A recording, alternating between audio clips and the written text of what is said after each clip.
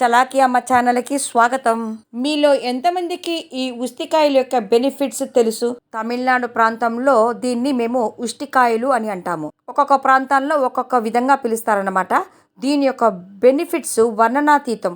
ఇది కడుపులో ఉండే అల్సర్ని తగ్గిస్తుంది, బీపీని తగ్గిస్తుంది, అంతేకాదు హార్ట్కు కూడా ఎంతో మేలు చేస్తుంది. దీనిని ఇంగ్లీష్లో టర్కిష్ బెర్రీ అని అంటారు. ఇది ప్రేగుల్ని కూడా బాగా క్లీన్ చేస్తుంది. ఈరోజు తమిళనాడు స్టైల్లో ఈ ఉస్తికాయలు, పచ్చి ఉస్తికాయల పప్పు పులుసు ఎలా చేయాలో చూపించబోతున్నాను.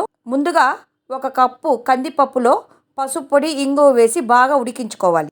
ఆ తర్వాత ఈ ఉస్తికాయల్ని రోట్లో బాగా దంచి నీళ్ళల్లో బాగా కడిగి శుభ్రం చేసి పెట్టుకోవాలి. తర్వాత కడాయిలో నూనె పోసి బాగా కాగాక తరిగిన ఉల్లిపాయ ముక్కలు, టొమాటో ముక్కలు, పచ్చిమిరపకాయలు వేసి కొద్దిసేపు వాడ్చిన తర్వాత ఈ ఉస్తికాయల్ని అందులో వేసి చిన్న సైజు చింతపండు వేసి లో ఫ్లేమ్లో బాగా మూత పెట్టి ఉడికించుకోవాలి. బాగా ఆరిన తర్వాత మిక్సీ జార్లో వేసుకుని గ్రైండ్ చేసి పెట్టుకోవాలి.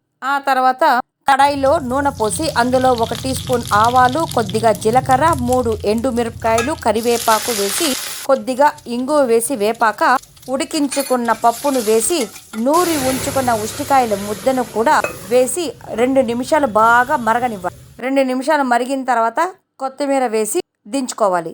ఇది చాలా రుచిగా ఉంటుంది.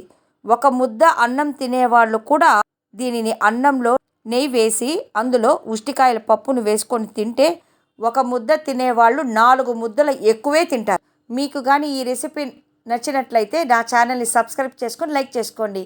మంచి మంచి వీడియోలతో మళ్ళీ కలుద్దాం.